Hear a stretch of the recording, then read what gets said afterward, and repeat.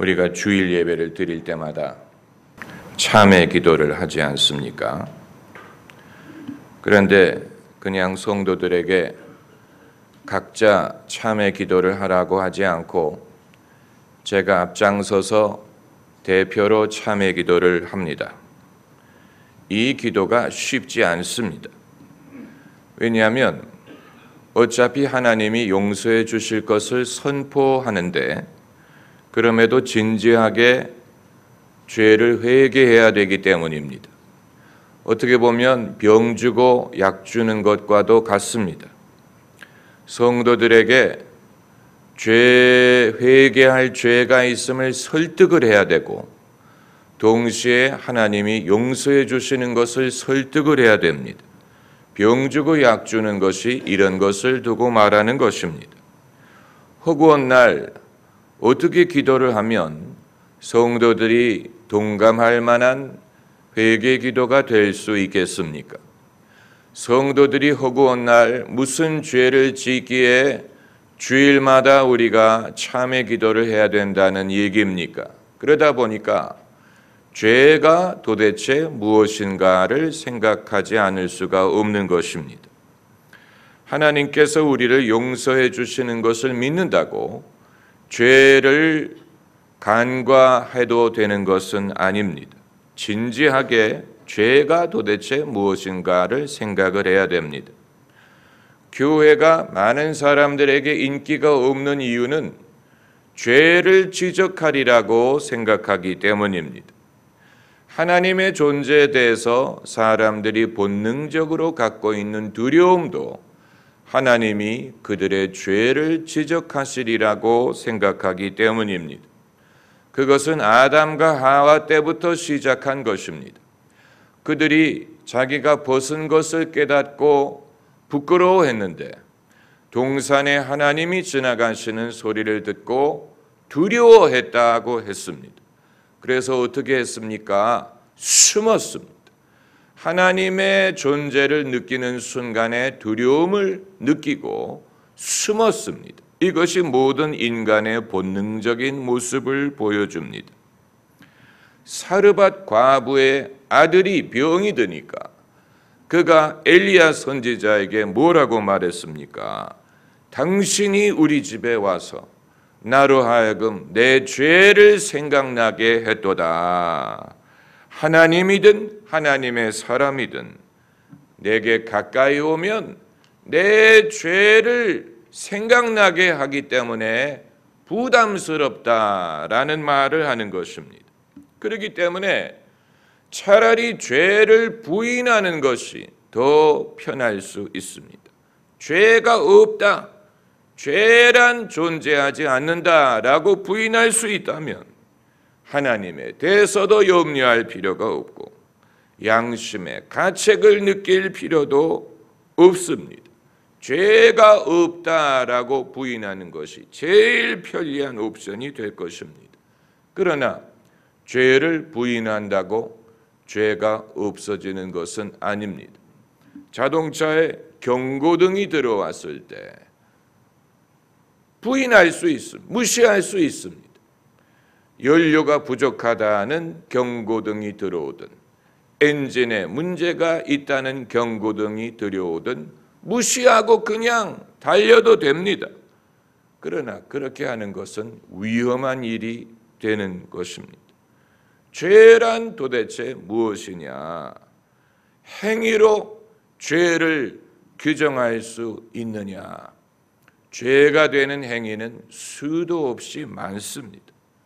누가 말하기를 남자는 짐승 같기 때문에 죄를 지어도 짐승 같은 죄를 짓고 여자들은 교만이라든가 시기, 질투 같은 죄를 짓는다고 하던데 만일 남자가 여자보다도 죄를 많이 짓는다라고 말하는 사람이 있다면 그 사람은 죄의 정의를 잘못 알고 있는 것입니다. 마찬가지로 젊은 사람이 나이 든 사람보다 죄를 많이 짓는다고 말하는 사람이 있다면 그 사람 역시 죄를 잘못 이해하고 있는 것입니다. 나이가 들면 죄 지을 일이 없어지는 것이 아니에요. 어떤 영화를 보니까 신부님이 주인공을 만나는 자리에서 너는 왜 요즘에 고해성사하러 교회 오지 않느냐라고 물어봅니다. 그랬더니 그 젊은 주인공이 저는 이제 기혼입니다. 죄가 없습니다. 이렇게 말하는 장면이 있던데, 이건 죄를 오해하기 때문에 그렇게 말하는 것입니다. 마치 호르몬 레벨에 따라서, 나이에 따라서, 또 기혼 미혼의 여부에 따라서 죄가 좌우된다면 그건 뭔가 잘못 생각하고 있는 것입니다. 그건 죄를 행위로 규정하기 때문에 사람들이 그렇게 생각하는 것입니다. 만일 행위가 죄를 성립시킨다면 제일 의로운 사람은 중환자실에 누워있는 사람일 것입니다. 그런 사람은 할 수 있는 일이 아무것도 없어요. 무슨 술을 마시겠습니까? 사람을 죽이겠습니까? 사기를 치겠습니까? 말도 못하는데, 그렇다면 행위가 죄를 성립시킨다면 중환자실에 누워있는 사람처럼 의로운 사람이 없을 것입니다. 또 행위가 죄를 성립시킨다면 나는 죄가 없다라고 주장할 수 있는 사람도 있을 것입니다. 사람 중에는 법을 잘 지키고 질서를 지키고 예절이 바르고 남에게 해가 되는 일을 하지 않고, 이런 사람은 나는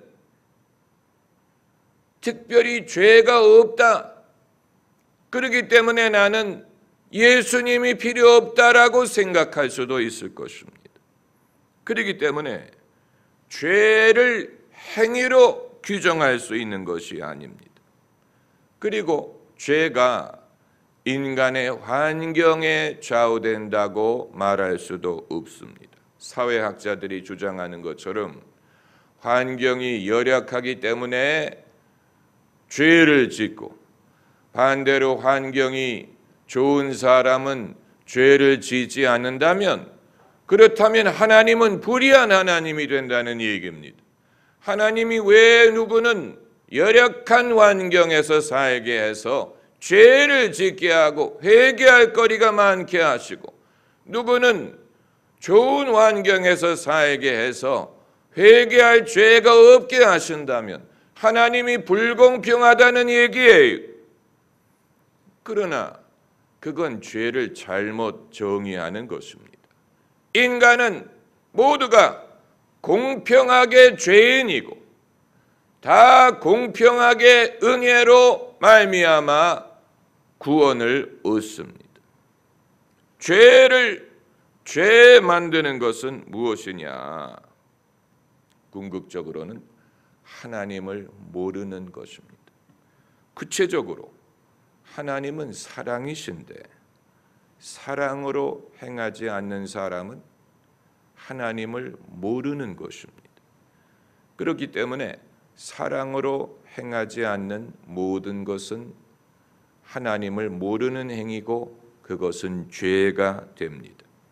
요한일서 4장 8절에 사랑하지 않는 자는 하나님을 알지 못하나니 이는 하나님은 사랑이심이니라.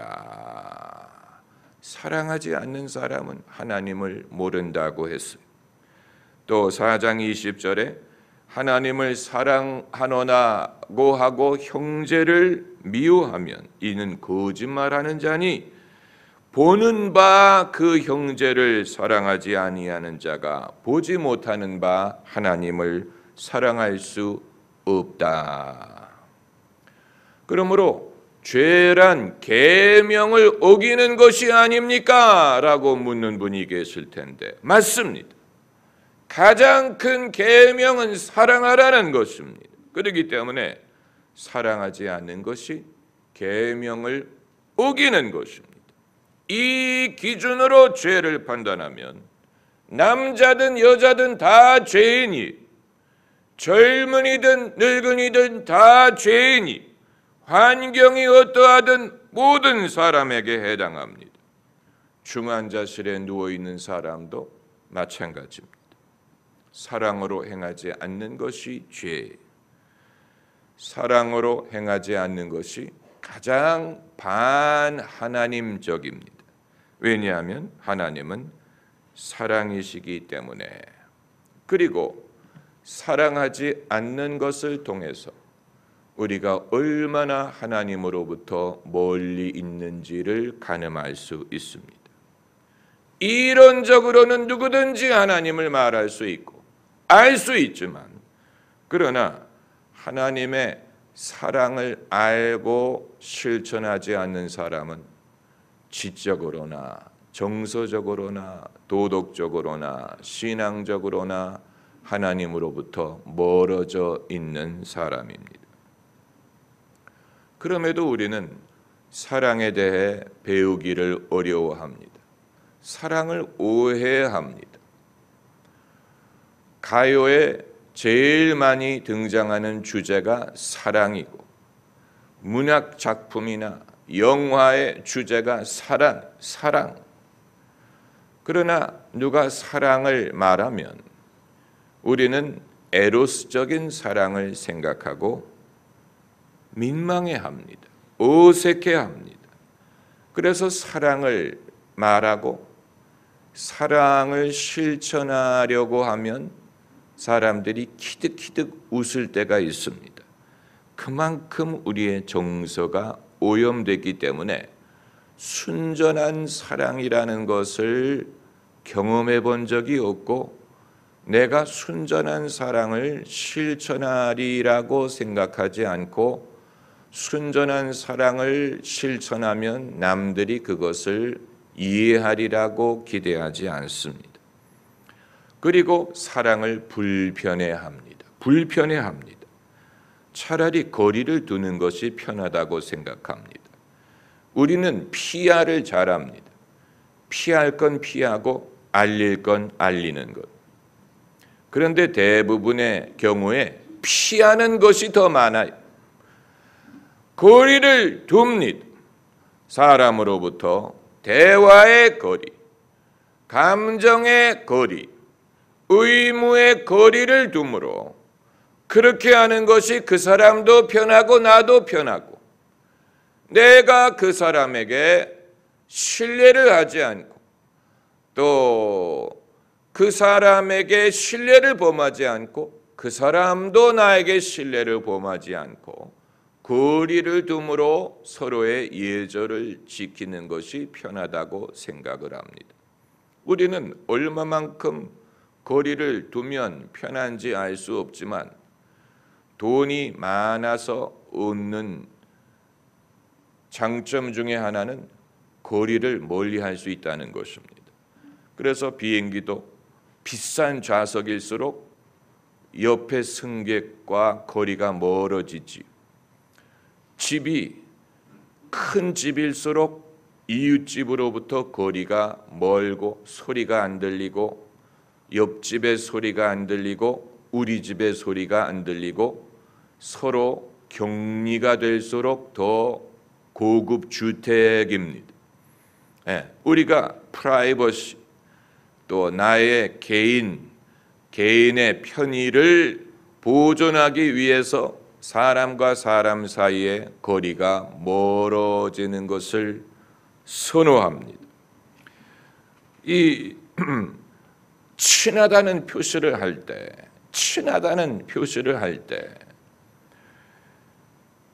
악수 정도로 끝나는 경우가 많습니다. 친한 친구든 친한 친척이든 악수 정도로 애정의 한계를 두려고 하지, 안아주는 것 불편해합니다. 특별히 누가 나를 안아주는 것을 불편해합니다. 사랑의 언어를 꺼립니다. 그래서 차라리 이 문둥이 자스가 라고 말하는 것이 보고 싶었다라고 말하는 것보다도 더 편하다고 생각합니다. 예, 사랑의 언어를 불편하게 여깁니다. 나의 어여쁜 자야 일어나 같이 가자, 이런 말은 죽었다 깨어나도 아마 못할 것입니다. 교회가 앞장서서 사랑의 소통을 장려해야 되는데 사실 우리도 어떻게 하는지 잘 모릅니다. 별로 배워본 적이 없기 때문에. 배워본 적이 없어요. 교제하는 방식이 미흡합니다. 한계가 많아요. 제 자신이 본을 제대로 보여드리지 못합니다. 그러나 저도 제 스승에게 제대로 배운 적이 없어요. 목사님들도 사랑을 실천하는 것에 대해서 미숙하고 어색해하고 불편해하는 것이 습관화된 분들이 많습니다. 남의 말을 할 필요가 없습니다. 우리 모두가 그렇다는 것입니다. 그렇기 때문에 예수님을 믿은 후에도 우리는 여전히 예수님의 은혜를 필요로 합니다. 이미 죄사함을 받았는데 못하러 예수님의 은혜가 또 필요하다는 말이냐? 우리가 주님의 사랑을 입은 적이 있지만 그 사랑이 금방 식어버려. 그 사랑이 우리의 마음을 주장하게 하지 못하고 우리의 마음이 굳어지고 완악해지고 강팍해지고 또 무뎌지기 때문에 주님의 은혜를 늘 새로 경험하지 않는다면 우리는 위치적으로는 예수 믿는 사람이지만 우리의 정서와 우리의 생각은 예수 믿기 이전의 상태로 되돌아갈 수도 있습니다. 무관심하고 서로 간섭하지 않으려고 하고 그냥 내버려 두기를 편애하고 사랑이라는 것을 이론적으로 알지만 그러나 그것을 느끼지 못하고 그것을 내가 받는다고 생각하지도 않고 주려고 하지도 않습니다. 하나님은 사랑이시라고 했는데 우리가 그 사랑을 느끼지 못하고 알지 못하는 한 누구를 알지 못한다는 얘기입니까? 하나님을 알지 못한다는 얘기. 유명한 부흥사였던 D.L. 무디가 뉴욕시의 거리를 걸어가다가 성령 세례를 받았어요. 길에 가다가 성령 받은 사람은 참 특별한 것이죠. D.L. 무디가 그 성령 체험을 경험담을 뭐라고 표현했냐면 하나님의 사랑이 이 용암처럼 밀려오는 것 같았다라고 말했습니다. Liquid love라고 말했어요. Liquid love. 사랑이 액체처럼 밀려오더라고 했어요. 상상이 되십니까? 사랑이 용암처럼 액체처럼 밀려오는 것 같았다. 그러니까 성령 체험이 하나님을 경험하는 것인데 하나님을 경험을 했더니 하나님은 그 사랑이 물결처럼 내게 밀려오게 하시더라. 하나님을 경험한 거예요. 여러분, 천국에 가서 하나님 앞에 서는 사람은 아마 무디가 경험했던 그런 사랑이 자신에게 밀려오는 것을 경험하게 될 것이고, 천국에 가는 성도가 정신이 없을 이유는 그 사랑의 물결이 정말 얼마나 정신이 없겠습니까? 왜 천국에 가는 성도가 이 세상에 대해서 미련이 없겠습니까? 그 사랑이 하도 놀랍고 하도 기쁘고 즐겁고 그 사랑이 하도 위대하기 때문에 그 사랑의 물결을 겪는 한 세상의 일을 생각할 필요가 없지. 세상의 미련이나 상처가 그 마음에 남아있을 리가 없습니다. 그러나 우리는 천국에 살지 않고 이 땅에 살기 때문에 무디처럼 하나님의 사랑을 경험을 했더라도, 그러나 그 시간이 지나가면 금방 마음이 굳어지기 시작합니다. 아마 여러분도 하나님의 사랑을 한시적으로 경험한 분들이 계실 거예요. 그러나 그건 한시적이에요. 영원하지 않아요. 그 자리에서 일어나 내 평소의 생활로 되돌아가야 됩니다. 직장으로 되돌아가든 집에 가서 살림을 하든 무슨 뭐를 하든, 그렇게 되면 금방 우리의 마음이 굳어지기 시작하는데, 마치 자동차를 새로 세차를 해도 먼지가 쌓이기 시작하는 것처럼 우리의 심령에 세상의 먼지, 육신의 먼지가 쌓이기 시작하면 우리의 정서가 과거로 되돌아가려고 합니다. 그럼 어떻게 해야 되느냐? 13절 말씀에 그의 성령을 우리에게 주심으로 우리가 그 안에 거하고 그가 우리 안에 거하시는 줄 아느니라. 여기에서 이제 성령을 주심으로 우리가 하나님의 사랑 안에 거한다, 또 하나님 안에 거한다라는 말을 하는 것입니다. 성령을 우리에게 주신 목적은 우리가 하나님 안에 거하도록 돕기 위한 것입니다. 그러므로 성령 충만이라는 것은 한시적인 이례적인 경험을 말하는 것이 아니고 지속적인 삶의 패턴을 요구하는 것입니다. 왜 우리가 지속적으로 성령 충만하고 성령과 동행을 해야 되느냐? 그렇게 하지 않으면 하나님의 사랑을 우리가 받은 적이 있더라도 그 사랑이 완악해지는 것은 시간 문제입니다. 신앙생활의 목적, 신앙생활의 방법, 신앙생활의 목적이 무엇이냐? 왜 신앙생활을 하느냐? 왜 교회를 나오고? 신앙의 생활화의 목적이 무엇이냐? 하나님 사랑 중심으로 우리 삶을 재편하기 위한 것입니다. 하나님 사랑 중심으로 열심을 내더라도 하나님 사랑 중심으로 열심을 내지 않으면 바리새인이 됩니다. 신앙에 열정이 있어도 하나님 사랑 중심으로 열정이 있지 아니하면 유익하지 않습니다. 그게 바로 사도 바울이 말하는 내가 예언을 하고 뭐를 해도 사랑이 없으면 울리는 꽹과리와 무엇과 같다라고 말하는 것입니다. 우리의 사랑의 신앙 생활의 목적과 방법은 하나님의 사랑 중심으로 우리의 삶을 재편하는 것입니다.